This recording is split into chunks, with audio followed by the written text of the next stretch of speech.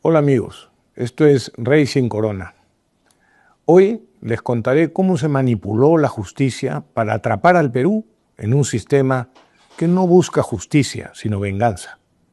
Les explicaré por qué están bien las leyes que se han aprobado recientemente en el Congreso sobre la prescripción de delitos y sobre una amnistía, y por qué es miserable la actitud de algunos jueces. Empecemos por la Comisión de la Verdad, que hasta contrató a periodistas para preparar a la opinión pública para acoger favorablemente su informe. Gastó más de 13 millones de dólares, ocultó el origen marxista del terrorismo y acomodó el informe a los prejuicios de sus miembros.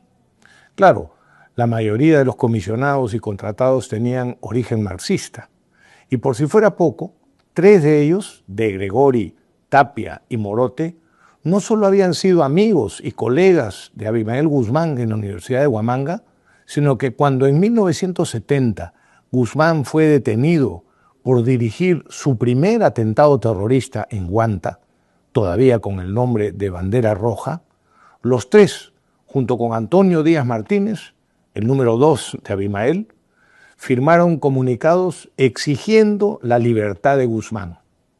Aquí les muestro copia de uno de esos comunicados. Este se publicó en el diario Correo y dice lo siguiente: hace un mes fue apresado y conducido a Lima el profesor Abimael Guzmán Reynoso. Protestamos enérgicamente por la violación de sus derechos humanos y exigimos su libertad. Ayacucho, 24 de julio 1970. Firman, entre otros, Alberto Díaz Martínez, Carlos Tapia, Carlos Iván de Gregori y Alberto Morote. ¿Se imaginan el sufrimiento que nos habríamos evitado si en lugar de soltarlo se condenaba como merecía a Guzmán? Pero volvamos a la Comisión de la Verdad. Mintió de forma infame, acusando a las Fuerzas Armadas de violaciones sistemáticas contra los derechos humanos, de delitos de lesa humanidad y de ser responsables del 31% de las víctimas mortales. Porque si la bala salió del fusil de un militar, el muerto era responsabilidad de las Fuerzas Armadas. Es decir, si unos delincuentes asaltan un banco y matan a 2 empleados del banco y la policía mata a 2 delincuentes, para la comisión de Marras, la policía sería responsable del 50% de las muertes. Hasta los brutos entienden que el 100% de los muertos, en esos casos, son responsabilidad de los delincuentes. Si ellos no hubiesen actuado, no habrían existido muertos. En fin, la comisión calumnió a muchos, que ni siquiera quiso entrevistar, y sembró la idea, después aprovechada por la infame Corte Interamericana, de las reparaciones económicas a terroristas y sus familias.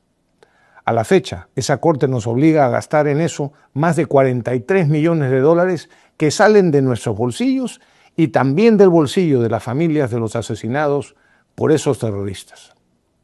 Indignante, ¿no?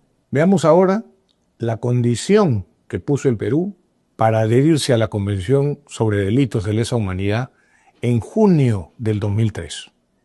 Lo recuerdo bien, yo era congresista. Pero para que no haya duda alguna, aquí tengo copia de esa resolución del Congreso, ratificada después por el presidente de la República. Se aprobó con 70 votos a favor y ninguno en contra. Y dice lo siguiente: de conformidad con el artículo 103 de la Constitución, el Estado peruano se adhiere a la Convención para los crímenes que sean cometidos con posterioridad al 9 de noviembre de 2003. Escucharon bien. Para los delitos que se cometan después de noviembre del 2003.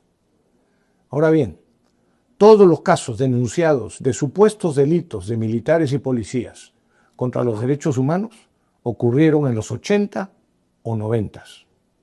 Por tanto, todos habían prescrito.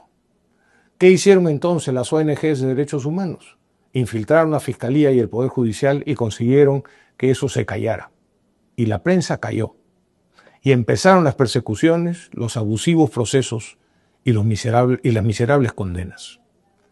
Para corregir esos abusos, el Congreso aprobó hace poco una ley que reconoce la condición que puso el Perú y precisa, como corresponde, que esas sentencias son nulas. Pero los jueces no la quieren aplicar. Eso solo puede explicarse por miedo a las ONGs y sus amigos o por venganza y odio a quienes derrotaron el terrorismo. Encima, en febrero de 2001, el entonces ministro de Justicia, Diego García Sayán, se allanó ante la Corte Interamericana y obligó al Perú a reconocer responsabilidad de supuestas violaciones, culpando de ellas a militares y a pagar reparaciones a familiares de terroristas. Por supuesto, a las familias de militares y policías víctimas del terrorismo, nada. Por otro lado, el mismo García Sayán y su comisión indultaron y redujeron penas a miles de terroristas. Más de 1.400 fueron liberados. Tengo copia de muchas de esas resoluciones secretas firmadas por él y Paniagua. A terroristas convictos y confesos se les puede indultar sin protestas de ONGs ni de la Comisión o Corte Interamericana. Pero cuando se trata de quienes nos defendieron, muchos condenados injustamente a decenas de años presos, entonces esos hipócritas ahí sí protestan. Ejerciendo una atribución constitucional, el Congreso también ha aprobado hace unos días una amnistía que beneficia a miembros de las Fuerzas Armadas, la Policía Nacional y los comités de autodefensa que participaron en la lucha contra el terrorismo entre el 80 y el 2000. Y ya se revoloteó el gallinero. Ni las ONGs, ni los opinólogos, ni esa Corte Interamericana de la que hay que retirarse, tienen derecho a impedir que el Perú ejerza y defienda la justicia, su Estado de Derecho y su soberanía constitucional. Ya basta. Espero que este comentario les haya sido útil.